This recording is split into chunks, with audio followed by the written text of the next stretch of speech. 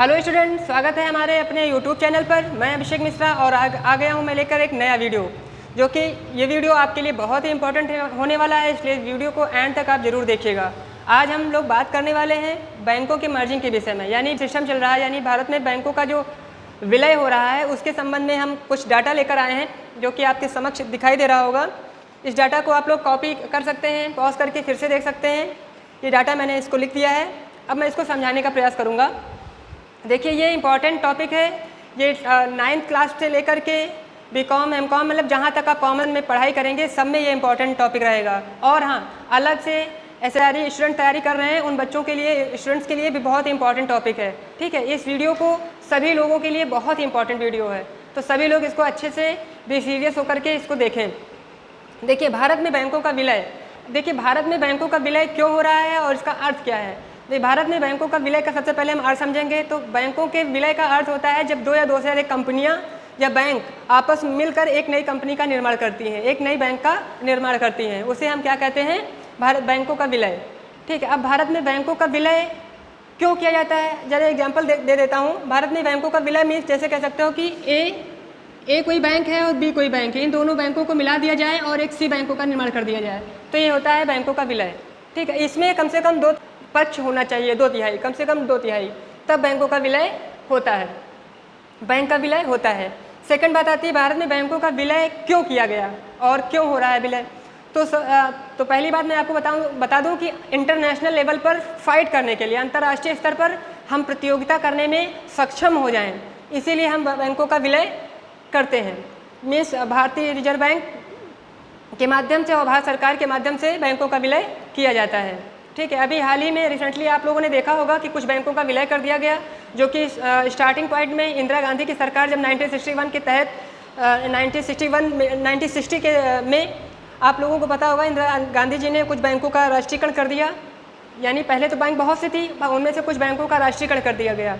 अब राष्ट्रीयकरण करने के बाद हमारे देश में देश में बैंकों की संख्या, राष्ट्रीयकृत बैंकों की संख्या 20 थी स्टार्टिंग में। ठीक है, तो उस समय क्या हुआ कि राष्ट्रीयकरण के पश्चात एक बैंक, जो कि आपकी कौन सी थी, न्यू बैंक ऑफ इंडिया, जो कि आपका डाटा लिया हुआ है, देख लीजिए, 4 सितंबर 1993 को, है ना, 4 सितंबर 1993 को न्यू बैंक ऑफ इंडिया का पंजाब नेशनल बैंक में विलय कर दिया गया। ये भारत की पहली जो बैंक थी, राष्ट्रीयकृत बैंक, जिसका विलय पंजाब नेशनल बैंक में किया गया है। आप लोग डाटा देख सकते हो।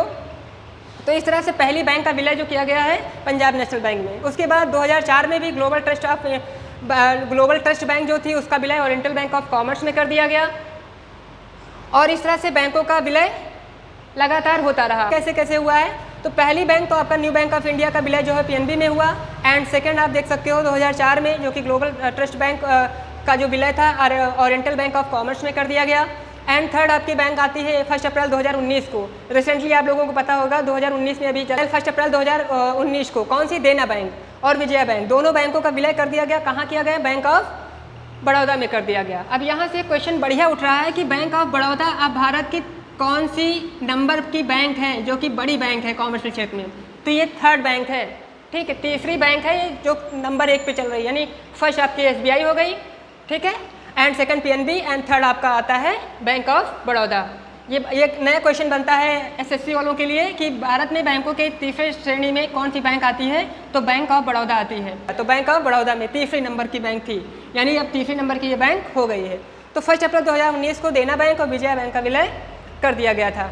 ठीक है, आगे हम बढ़ते हैं, देखते हैं कि भारत में राष्ट्रीयकरण की शुरुआत कब हुई। ये क्वेश्चन बनता है अच्छा सा कि भारत में राष्ट्रीयकृत बैंकों की शुरुआत, मतलब राष्ट्रीयकृत बैंकों को कब से लागू किया गया, यानी कब से राष्ट्रीयकृत बैंक बनाई गई, तो मतलब राष्ट्रीयकृत किया गया। तो ऐसे स्थिति में हम कह सकते हैं कि 1960 में, 1960 ईस्वी से लगातार बैंकों को 1960 में, यानी इंदिरा गांधी जी की सरकार में ही बैंकों का राष्ट्रीयकरण की शुरुआत की गई।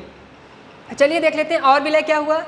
तो अभी हमने आपको बताया और प्रीवियस वीडियो में बताया था कि टोटल बैंकें कितनी थी, 20। अब 20 में कितनी बैंकें अब प्रेजेंट में बची हैं, तो अभी इस समय बची हैं 12 बैंकें, ओनली 12 बैंकें इस समय मौजूद हैं। ठीक है, अभी बताऊंगा मैं, आगे देख लीजिए। SBI की 7 सहायक बैंकों का विलय, यानी भारत की जो SBI बैंक थी, स्टेट बैंक ऑफ इंडिया, 1955 में जो इस्टेब्लिश हुई थी, उसमें उनकी जो सहायक बैंकें थी, क्योंकि उनकी सहायक बैंकों को 7 सहायक बैंकें थी, सातों बैंकों को उनको धीरे धीरे करके SBI में मर्ज कर दिया गया। तो पहला जो मर्जिंग हुआ था 2008 में, भारत में स्टेट बैंक ऑफ सौराष्ट्र को एसबीआई में मर्ज कर दिया गया। एंड सेकेंड 2010 में स्टेट बैंक ऑफ इंदौर को एसबीआई में मर्ज कर दिया गया। और बची थी 5 सहायक बैंकें चल रही थी जो अभी हाल ही में, उनको 2017 में 5 बैंकों का मर्ज एसबीआई में कर दिया गया। ओवरऑल जितनी भी स्टेट बैंक ऑफ इंडिया की सहायक बैंकें थी उन सभी बैंकों का विलय संपूर्ण रूप से किस में कर दिया गया? एसबीआई में कर दिया गया। क्लियर है? आई होप आपको समझ में आ रहा होगा। एंड शॉर्टकट में हम लोग ऐसे सीख सकते हैं, बिल्कुल शॉर्टकट मीन्स हम कह सकते हैं कि हमारी जो जितनी भी बैंकें थी, 20 बैंक थी, देख लीजिए यहाँ पर 20 बैंक थी। 20 बैंक में हमारे पास कितनी बैंकें बची हैं और कितनी बैंकों का मर्जिंग किया गया है और किस बैंक में किया गया है। तो मैंने शॉर्टकट में देखो दिखा भी दिया यहाँ पर। कनारा बैंक जो थी सिंडिकेट बैंक का विलय कहाँ कर दिया गया? कनारा बैंक में कर दिया गया। देख लीजिए आप, कनारा सिंडिकेट बैंक का कहाँ किया गया है? कनारा में किया गया है। यूनाइटेड बैंक ऑफ इंडिया और ओरिएंटल बैंक ऑफ कॉमर्स, इन दोनों का विलय किसमें किया गया? पंजाब नेशनल बैंक में किया गया। और आंध्रा बैंक और कॉरपोरेशन बैंक, इन दोनों बैंकों का विलय किसमें किया गया? तो आप सामने देख सकते हो यूनियन बैंक में कौन कौन सी बैंकें आती हैं? आंध्रा बैंक और कॉरपोरेशन बैंक, ठीक है। और लास्ट और थर्ड जो है, फोर्थ है इलाहाबाद बैंक में कौन सी बैंक आती है? तो इंडियन बैंक। इंडियन बैंक का विलय किसमें कर दिया गया? इलाहाबाद बैंक में कर दिया गया है। एंड लास्ट जो मर्जिंग हुई बैंक ऑफ बड़ौदा में, कौन कौन सी हुई थी? देना बैंक और विजया बैंक, इन दोनों बैंकों का विलय बैंक ऑफ बड़ौदा में कर दिया गया। इस तरह से भारत में कितनी मर्जिंग हुई, ये क्वेश्चन बन सकता है। तो भारत में 5 मर्जिंग हुई है, यानी 5 विलय हुए हैं। कौन कौन से विलय हुए थे? फर्स्ट स्टेप ये आप कह सकते हो, सेकंड ये आप कह सकते हो, थर्ड ये कह सकते हो, एंड फोर्थ ये कह सकते हो, और फिफ्थ ये कह सकते हो। टोटल मर्जिंग कितनी हुई? 5 मर्जिंग हुई। अभी बात आती है कि राष्ट्रीयकृत बैंकों की संख्या मौजूद में जो 12 बची हैं उनका इस्टेब्लिशमेंट कब किया गया था, उसके संबंध में मैं आपको एक नेक्स्ट वीडियो में आपको मैं बताऊंगा डिटेल में कि कौन कौन सी बैंकों का कब इस्टेब्लिशमेंट किया गया। ओके, आई होप आपको वीडियो बहुत ही अच्छा लगा होगा और आपको समझ में भी आया होगा। Thank you class.